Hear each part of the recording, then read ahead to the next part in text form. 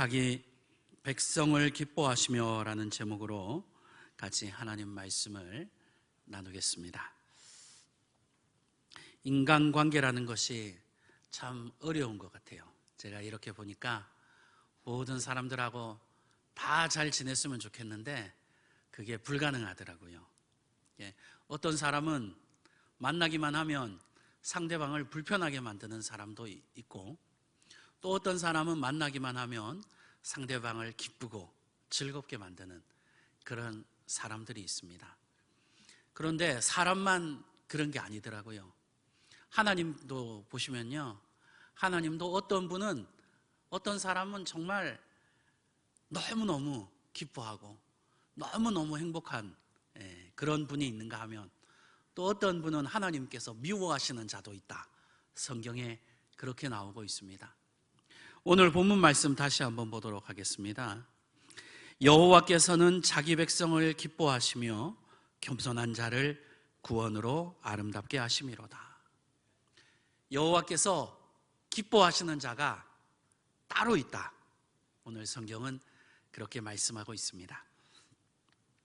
복음서를 보면요, 만나기만 하면 예수님을 불편하게 만드는 사람들이 있었어요. 그래서 예수님께서 아주 싫어하시는 그런 부류들이 있었습니다.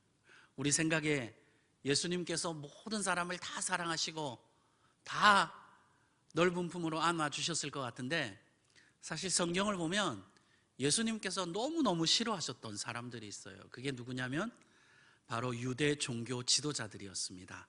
바리새인 서기관들이었어요. 예수님께서 그들을 얼마나 불편해하시고 얼마나 싫어하셨는지 그 바리새인과 서기관들에서 뭐라고 하셨느냐면, 저 사람들은 지옥 자식을 만드는 자들이다. 지옥의 자식도 아니고 지옥의 자식들을 생산하는 사람들이 서기관과 바리새인이라는 거예요. 그러니까 예수님께서 얼마나 싫어하시고 얼마나 불편하셨으면 이런 말씀까지 하셨을까? 반면에 성경을 보면 예수님께서 너무너무 기뻐하셨던 사람이 있습니다. 너무너무 사랑하셨던 사람이 한 사람 나옵니다. 그게 누구냐면 베드로예요. 예수님은요, 베드로와 만나서 대화를 하시면 시간 가는 줄을 모르셨어요. 너무나도 좋아하셨어요.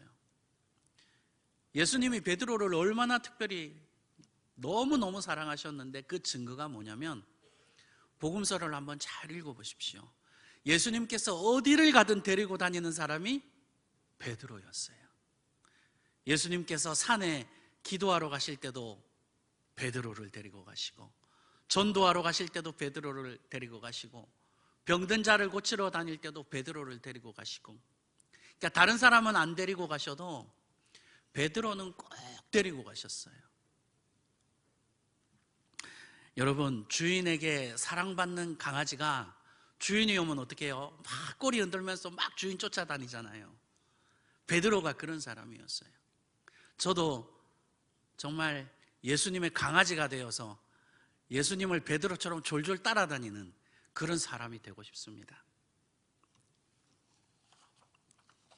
여러분, 우리가 예수님을 찾아갔는데 예수님께서 막 얼굴을 찌푸리시면서 너 왜 왔냐고, 이 불편하게 왜 왔냐고, 빨리 볼일 보고 가라고. 여러분, 그러면 얼마나 마음이 속상하겠습니까? 그런데 우리가 예수님을 찾아갔는데 예수님께서 막 맨발로 뛰어나오시면서 아이고 홍길동이 왔냐고, 들어와서 밥이라도 한술 뜨고 가라고. 여러분, 그러면 우리 마음이 얼마나 행복하겠어요? 오늘 본문의 말씀 다시 한번 생각해 보면, 여호와께서는 자기 백성을 기뻐하시며, 예수님께서 이렇게 우리를 반겨주시면 얼마나 좋을까요? 예수님께서 이렇게 우리를 좋아해 주시면 얼마나 기쁘겠습니까? 여러분, 우리도 기왕 예수님을 믿을 바에는 예수님을 불편하게 만드는 성도가 아니라 예수님을 기쁘게 만드는 성도가 되시기를 축원합니다. 예수님을 즐겁게 만드는 성도가 되시기를 축원합니다. 예수님을 행복하게 만드는 성도가 되시기를 축원합니다. 그래서 예수님께서 가까이 두시고 예수님께서 특별히 사랑하시는 베드로와 같은 성도가 되시기를 주님의 이름으로 간절히 축원합니다. 여러분 정말 그런 사람 되고 싶지 않으세요? 예수님께서 어디를 가든지 나를 데리고 가시면 얼마나 좋을까요? 그렇다면 예수님이 기뻐하시는 성도가 되려면 어떻게 해야 될까요? 첫째로 자기 중심적인 신앙을 버리고 예수님 중심적인 신앙을 가져야 합니다. 자기 중심적인 사람들이 있지요. 그런 분들을 만나면 맨날 자기 얘기밖에 안 해요. 자기 아들 얘기, 자기 자랑, 자기 돈 얘기, 집 얘기. 그렇다고 또 얘기도 다른 것도 아니에요. 만나서 들어보면 맨날 그 얘기예요. 90%가 다 자기 얘기죠. 피곤해요. 그것도 한두 번이지. 남의 얘기도 좀 들어주고 자기 얘기도 하면 얼마나 좋습니까? 근데 자기 중심적인 사람은 자기 얘기만 계속 하는 거예요. 반면에 어떤 분들은 남의 얘기를 잘 들어주시는 분이 계세요. 우리 교회에도 그런 분이 너무 많으세요. 자기 얘기 안 해요. 만나면 꼭 물어봐요. 건강은 어떠시냐고, 식사는 하셨냐고, 자녀분들 잘 계시냐고. 그러면서 자기 얘기를 하는 게 아니라 상대방에게 자꾸 물어보고 남의 얘기를 들어줘요. 그래서 이런 분들을 같이 대화를 하면 참 즐겁죠. 행복해요. 왜냐하면 내 얘기를 들어주니까요. 예수님 앞에서도 자기 얘기만 하는 그런 분들이 있습니다. 예수님 얘기에는 도통 귀를 기울이지 않아요. 예수님께서 한마디 하시려고 하면 예수님 제가 지금 얘기하고 있는데 왜 사람 말을 끊으시냐고, 제 얘기 끝까지 한번 들어보시라고. 자기 얘기만 하는 거예요. 여러분 예수님도요 우리하고 똑같은 감정을 가지고 계신 분이잖아요. 예수님이 주님 얘기는 하나도 듣지 않으시고 자기 얘기만 하는 그런 사람을 좋아하시겠어요? 제 생각에는 별로 안 좋아하실 것 같아요. 예수님이 무슨 얘기 하시는지 귀를 기울이고 주님 얘기에 정말 주님 얘기 들어드리는 그런 사람을 예수님께서 기뻐하시지 않겠습니까? 제가 예전에 청년부를 한 4년 정도, 제가 우리 교회 처음 왔을 때 청년부를 4년 정도 맡은 적이 있었습니다. 그때 청년들을 데리고 겨울 수련회를 외부 캠프로 이제 가서 이렇게 집회를 이제 간 적이 있었어요. 그때가 그 장로회 신학대학교 강당이었던 것 같아요. 2박 3일 정도 수련회를 갔는데 강사 목사님이 한 분 오셨는데 자기 자랑을 얼마나 하시는지, 설교를 반 이상을 자기 자랑을 하시는 거예요. 예수님 얘기는 없고 계속 자기 얘기만 해요. 그래서 제가 속으로 저거 좀 심하다 이런 생각을 했어요. 그래서 설교가 마치고 청년들하고 같이 저녁 식사를 하는데 청년 하나가 저한테 묻는 거예요. 목사님, 왜 목사님들은 저렇게 자기 자랑을 좋아해요? 왜 자기 얘기만 해요? 그 얘기를 하는데 제가 너무 부끄러운 거예요. 제가 말을 못 하겠어요. 왜냐하면 그 청년의 얘기가 꼭 성령께서 저한테 하시는 말씀으로 들리는 거예요. 너 그 청년의 얘기가 다른 사람 얘기가 아니다. 김 목사 너의 얘기가 아니냐? 너도 강대상에서 자기 자랑하지 않았느냐? 그런 말씀으로 들리는 거예요. 그래서 제가 그때 또 한 번 다짐했어요. 나는 강대상에서 내 얘기를 하는 사람이 아니라 예수님을 얘기하는 사람이 되어야 되겠다. 그렇게 마음을 다잡았던 적이 있었습니다. 여러분, 만약에 제가 강대상에서 맨날 저 얘기하고 자랑할 것도 없지만 제가 내 자랑을 여기서 막 늘어놓으면 여러분 그거 듣고 싶으세요? 예수님도 싫어하실 것 같아요. 저거 목사 한다고 해가지고 세워놨다니 자기 얘기만 한다고 예수님께서 싫어하지 않으시겠어요? 목사는 강대상에서 자기를 전파하는 것이 아니라 예수 그리스도를 전파해야 할 줄 믿습니다. 고린도후서 4장 5절 말씀입니다. 우리는 우리를 전파하는 것이 아니라 오직 그리스도 예수의 주 되신 것과 또 예수를 위하여 우리가 너희의 종된 것을 전파함이라. 사도 바울의 고백이에요. 우리는 우리를 전파하려고 이 자리에 선 것이 아니라 예수 그리스도의 주 되심을 전파하려고 선 것이다. 여러분, 너무 놀라운 말씀 아닙니까? 여러분, 이 시간 정말 피곤한 시간 아니세요? 직장 다니시는 분들 모든 일 다 마치고 집에서 식사하시고 쉬셔야 하는 시간입니다. 그런데 그거 다 내려놓고 하나님의 전에 나왔잖아요. 지금 이 시간 여러분, 이 귀한 시간을 주님의 전에 나왔는데 제가 여기 있어가지고 여러분, 제가 오늘 아침에 김치찌개를 먹었는데 기가 막혔습니다. 우리 아들이 어제 우수상을 받아왔습니다. 여러분, 이런 신변 잡기를 듣는다고 해보세요. 여러분이 얼마나 화가 나시겠어요? 여러분, 지금 이 자리에 예수님에 대해서 들으려고 나오신 거죠. 예수님을 더 알아가고 예수님이 어떤 말씀을 하셨나, 예수님께서 어떻게 우리를 사랑하셨나, 예수께서 어떤 삶을 사셨나. 여러분, 목사는 강대상에서 예수님을 선포해야 할 줄 믿습니다. 예수님을 전해야 할 줄 믿습니다. 예수님을 가르쳐야 할 줄 믿습니다. 그래야 예수님께서 기뻐하시지 않겠어요? 설교라는 게요, 설교학을 공부해 보니까 신학적으로 두 가지 청중을 대상으로 하는 거더라고요. 첫째는 사람입니다. 그러니까 그 예배의 자리에 앉아있는 사람들을 대상으로 설교를 하는 거죠. 그러니까 은혜 받으라고 설교를 하는 겁니다. 그런데 두 번째 대상이 있습니다. 그게 누구냐면 하나님이세요. 그러니까 목사의 설교는 사람만 듣는 것이 아니라 하나님도 듣고 계시다라는 거죠. 그래서 설교학에서는 반드시 이 설교의 청중을 제일 첫 번째 누구를 대상으로 해야 하냐면 첫 번째 하나님을 대상으로 해야 한다라고 가르쳐요. 여러분, 사람의 귀를 만드신 분이 하나님이신데 하나님이 다 듣고 계시지 않겠어요? 시편 93편 9절 말씀입니다. 귀를 지으신 이가 듣지 아니하시랴. 하나님께서는 세상 모든 사람들의 말을 다 듣고 계시는 거예요. 그래서 설교학에서는요, 그 설교의 첫 번째 대상은 하나님이다, 이렇게 가르칩니다. 사실 설교에서 제일 중요한 건 하나님이시죠.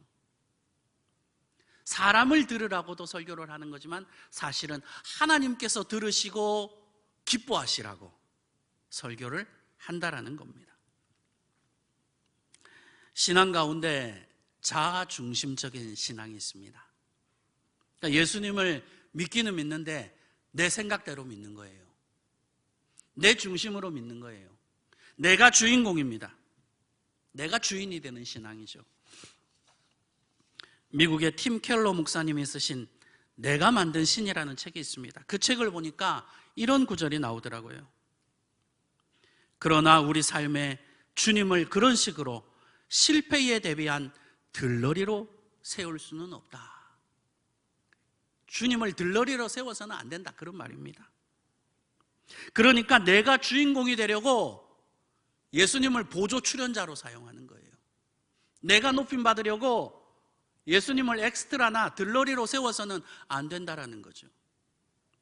그 책에서 비판하고 있는 것이 뭐냐면 바로 이 자기 중심적 신앙입니다. 하나님을 믿기는 믿는데 내 욕망을 채워주는 신으로 믿는 거예요. 팀 켈러 목사님이 이렇게 하신 말씀입니다. 그러니까 하나님은 내게 돈을 벌게 해주시는 분이고, 하나님은 건강을 주시는 분이고, 성공하게 해주시는 분이고, 이처럼 내 욕심과 내 욕망을 채워주시는 분으로 하나님을 믿는 사람들이 너무 많다라는 거예요. 이것을 또 다른 말로는 욕망 투사형 신앙이라고 합니다. 그러니까 하나님을 통해서 내 욕망을 투사하는 거예요. 하나님은 내 욕망을 채워주시는 분, 내 욕심을 채워주시는 분, 이렇게 오해한다라는 거죠. 팀 켈러 목사님은 그런 것을 뭐라고 얘기하냐면 내가 만든 신, 내가 만든 하나님이라는 겁니다. 그러니까 하나님을 내 틀 안에 딱 그냥 내가 만든 틀이 있으면 거기다 하나님을 그냥 끼워 맞추는 거예요. 반면에 예수님이 중심되는 신앙이 있어요. 내 중심으로 예수님을 믿는 게 아니라 예수님을 중심으로 예수님을 믿는 거예요. 내가 주인공이 아니라 예수님이 주인공이 되는 신앙이에요. 내 이야기 안으로 예수님이 편입되는 것이 아니라 예수님의 이야기 속으로 내가 편입되는 거죠. 나는 엑스트라예요. 예수님이 주인공입니다. 예수님을 드러내기 위해서 내가 존재하는 신앙, 그것이 바로 예수님 중심의 신앙입니다. 내가 만든 예수를 믿는 게 아니에요. 있는 그대로의 예수님을 믿는 겁니다. 내 욕망을 채워주기 위해서 예수님이 존재하는 것이 아니라 예수님의 영광을 위해서 내가 존재하는 겁니다. 내 틀 안에 예수님을 맞추는 것이 아니라 예수님의 틀 안에 나를 맞추는 신앙이에요. 그게 예수 중심의 신앙이라는 겁니다. 요한복음 9장에 나오는 기록입니다.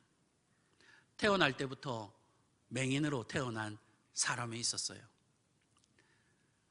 선천성 장애를 가진 분이죠.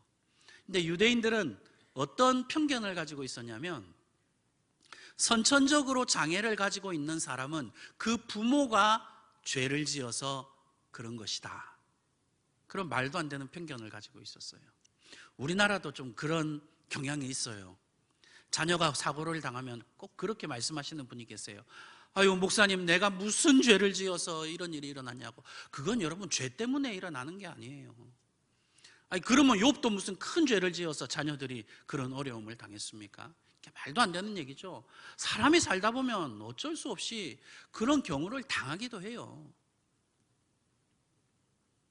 그래서 제자들도 예수님께 이렇게 묻습니다. 예수님, 저 맹인이 선천적인 장애를 가지고 태어난 것이 누구의 죄 때문입니까? 저 사람의 죄 때문입니까? 아니면 그 부모의 죄 때문입니까? 여러분, 이게 너무 잔인하잖아요. 장애를 가지고 태어난 것도 서러운데, 아니, 네 부모 때문에 네가 그런 장애를 가지고 태어난 것이다. 이건 부모를 원망하게 만드는 이 나쁜 말이잖아요. 예수님께서 제자들의 편견을 깨뜨리십니다. 자기의 죄 때문도 아니고 부모의 죄 때문도 아니고 하나님께서 저 사람을 통하여 일하시기 위함이다. 얼마나 놀라운 말씀입니까? 여러분, 장애를 가지고 태어난 분들이 어떤 분들이라고요? 하나님께서 그를 통하여 일하시기 위해서. 너무너무 놀라운 말씀이죠. 예수님께서는 땅에 침을 뱉으시더니 진흙을 만드셔서 그 맹인의 눈에 바르셨어요. 참 이상하지요. 여러분, 복음서를 보면요, 예수님께서 이렇게 행동하신 적이 없었습니다. 다 말씀 한마디로 고치셨어요. 깨끗함을 받으라, 나으라. 그럼 말씀 한마디로 모든 질병들이 다 나았거든요. 근데 예수님께서는 지금 이상하게 침을 흙에 뱉으셔서 진흙을 만드셔서 그 사람의 눈에 붙이셨어요. 그것뿐만이 아닙니다. 그 사람에게 뭐라고 말씀하시냐면 실로암 연못으로 가서 눈을 씻으라. 이게 너무 밑도 끝도 없는 말씀이에요. 여러분, 맹인이 눈이 안 보이는데 어떻게 실로암 연못을 찾아갑니까? 그냥 말씀 한마디로 낫게 해주시면 되는데 왜 주님은 자꾸 안 하던 행동을 하시는 걸까? 예수님께서 도대체 왜 그러시는 걸까? 이 맹인은 도저히 이해가 안 되는 거예요. 왜 평소에 안 하시던 행동을 하실까? 여러분, 예수님께서 말씀하시면요, 그냥 이것저것 복잡하게 생각하면 안 됩니다. 재면 안 돼요. 계산하면 안 돼요. 여러분, 예수님이요, 다 계획이 있으세요. 예수님은 나름대로 다 그 이유가 있으세요. 예수님이 생각이 있으신 분이거든요. 우리는 예수님을 믿어야 돼요. 예수님을 신뢰해야 돼요. 도저히 이해가 안 되고 도저히 이게 밑도 끝도 없는 말씀을 하시더라도 그래, 예수님께서 분명히 무슨 이유가 있으실 거야. 예수님께서 눈에 진흙을 바르라고 하시면 진흙을 바르면 돼요. 예수님께서 실로암 연못으로 찾아가라고 하시면 실로암 연못 찾아가면 되는 겁니다. 예수님께서 무슨 말씀을 하시든지 그대로 하면 되는 거예요. 요한복음 2장 5절 말씀입니다. 너희에게 무슨 말씀을 하시든지 그대로 하라. 예수께서 여러분에게 무슨 말씀을 하시든지 그대로 하면 돼요. 예수님께서 춤을 추라고 하시면 춤을 추면 돼요. 예수님께서 박수를 치라고 하시면 박수를 치면 되는 것이고, 예수께서 뛰어가라고 하시면 뛰어가면 되는 것이고, 그냥 예수님 말씀에 순종하면 되는 거죠. 여러분, 내 생각이 맞겠습니까? 예수님 생각이 맞겠습니까? 내가 똑똑하겠어요? 예수님이 똑똑하시겠어요? 내 계획이 잘 되겠습니까? 아니면 예수님의 계획이 잘 되겠어요? 답은 정해져 있는 거 아닙니까? 여러분, 예수님이 답입니다. 예수님께 모든 이 인류의 모든 해법과 그 답이 예수님께 있어요. 예수님 때문에 예수님 말씀대로 살면 되는데 자꾸 인간들이 머리를 굴리고 계산하고 이것저것 재니까 거기에 모든 인류의 문제가 생기는 겁니다. 두 번째로, 하나님을 기쁘시게 하려면 이거를 잘해야 되는데, 이게 뭐냐면 거룩한 분리입니다. 거룩한 분리가 우리 안에 있어야 됩니다. 이 단어가 뭐냐면 헬라어 단어로 엑셀레라는 단어인데, 예수님께서는 마태복음 5장 29절에서 이 엑셀레라는 헬라어 단어를 사용하셨습니다. 마태복음 5장 29절입니다. 만일 내 오른눈이 너로 실족하게 하거든 엑셀레 빼어 내버리라. 내 백체 중 하나가 없어지고 온몸이 지옥에 던져지지 않는 것이 유익하며. 엑셀레라는 단어를 사용하셨는데요, 이 단어는 속에 있던 것을, 예를 들어 뭐 밭에 무를 심어놨어요. 그러면 심겨져 있는 무를 뽑아내는 건데, 미련 없이 단호하게 뽑아내다라는 단어를 뜻을 가지고 있습니다.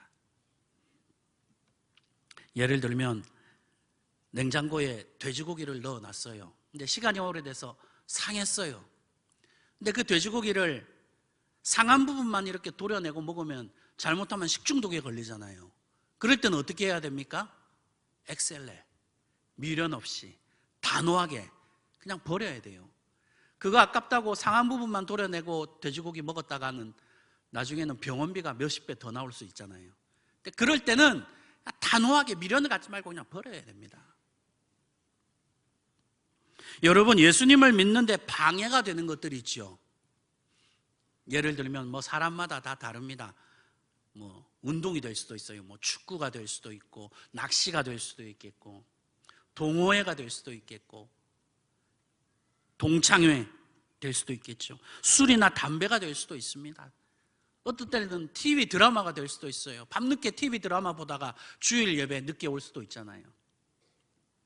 이렇게 우리가 예수님을 사랑하는데 방해가 되는 것이 있으면 엑셀레를 해야 됩니다. 단호하게 미련 없이 단절하는 그런 엑셀레의 은혜가 필요한 줄 믿습니다. 요즘 현대인들의 트렌드는 인맥 관리를 잘해야 한다고 합니다. 인맥 관리를 잘해야 사회에서 성공한다고 하죠. 나는 아는 사람이 1000명이다, 3000명이다. 여러분, 그거 부러워하지 마세요. 그거 다 허상입니다. 다 헛된 거예요. 아까 제가 소개한 팀 켈러 목사님의 내가 만든 신이라는 책에 이런 구절도 나오더라고요. 우리는 하나님보다 인간관계를 더 중요하게 여기는 경향이 있다. 그러니까 지나친 인간관계가 하나님을 믿는데 방해가 될 수 있다는 거예요. 걸림돌이 될 수 있어요. 여러분, 세상 사람들과 친구가 되려 하다가 잘못하면요, 하나님과 원수가 될 수 있습니다. 야고보서 4장 4절 말씀입니다. 세상과 벗된 것이 하나님과 원수됨을 알지 못하느냐? 그런즉 누구든지 세상과 벗이 되고자 하는 자는 스스로 하나님과 원수되는 것이니라. 여러분, 막 너무 세상 친구들 좋아하고 너무 인맥 관리하다가 어떻게 된다고요? 잘못하면 하나님과 원수가 됩니다. 예수님을 한번 보세요. 예수님이 인맥 관리하셨습니까? 여러분, 예수님이요, 그 당시에 예수님을 쫓아다니는 사람이 수만 명, 수십만 명이었어요. 요즘처럼 인구가 많은 시대가 아니었습니다. 요즘처럼 인구 밀도가 높은 시대가 아니었어요. 우리나라 강원도 땅덩어리밖에 안 되는 그 작은 나라에서 수만 명, 수십만 명이 예수님을 따라다녔다는 거는요, 요즘으로 치자면 수백만 명이 따라다녔다는 것과 같아요. 그런데 예수님께서 마음만 먹으시면 여러분, 수만 명, 수십만 명 친구 만드는 거, 그거 쉬운 일이에요. 그런데 예수님은 어떻게 하셨습니까? 12명만 사귀셨어요. 12명만 가까이 하셨어요. 12사도지요. 예수님은요, 하나님을 섬기는데 방해가 되는 것이 있다면 모든 것을 다 끊어버리셨어요. 엑셀레의 믿음을 가지고 있었다는 겁니다. 여러분, 행복한 인생을 사는 데는요, 그렇게 많은 친구가 필요하지 않습니다. 예수님처럼요, 12명만 있으면 충분합니다. 복음서를 보면 당시에 얼마나 많은 사람들이 예수님과 개인적인 친분을 맺으려고 했는지 모릅니다. 그 대표적인 사람이 누구냐면 헤롯 왕이죠. 성경을 보면요, 헤롯 왕이 예수님을 너무너무 만나고 싶어 했어요. 근데 예수님은 어떻게 하셨어요? 교활한 여우다라고 하시면서 헤롯 왕을 비난하고 비판하셨어요. 여러분, 그 고대 사회에서 왕을 그렇게 흉보면 어떻게 돼요? 잡혀가서 목이 잘려요. 그리고 왕이 한번 만나자고 하는데 그 시골에 있는 작은 목수가 거절한다? 이거 자기 생명 보존할 수가 없습니다. 근데 예수님은 어떻게 하셨어요? 엑셀레 하셨어요.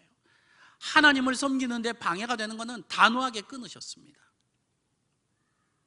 예수님은요, 힘 있는 사람, 높은 자리에 있는 사람을 가까이 하지 않으셨습니다. 성경을 보세요. 예수님은 어떤 사람을 가까이 하셨습니까?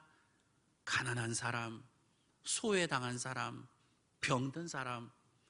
예수님은 그런 사람들을 가까이 하셨어요.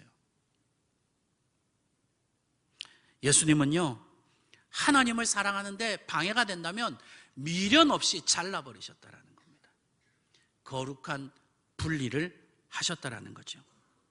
여러분, 예수님을 잘 믿으려면요, 인간관계에서도 엑셀레의 은혜가 있어야 할 줄 믿습니다. 말씀을 정리하고 마치겠습니다. 하나님을 기쁘시게 하는 사람이 되려면 어떻게 해야 합니까? 첫째, 자기 중심적인 신앙이 아니라 예수님 중심적인 신앙을 가져야 합니다. 내가 주인공이 되는 것이 아니라 예수님이 주인공이 되셔야 해요. 그리고 나는 예수님의 들러리가 되어야 합니다. 그러면요, 우리가 낮아지는 게 아니에요. 우리를 낮추고 예수님을 높이면요, 예수께서 우리를 높여주세요. 둘째는 거룩한 분리, 엑셀레의 신앙을 가져야 합니다. 예수님을 사랑하는데 방해가 되는 것이 있다면 단호하게 끊어버려야 해요. 이러한 은혜가 여러분 가운데 충만하시기를 주님의 이름으로 간절히 축원합니다. 기도하겠습니다.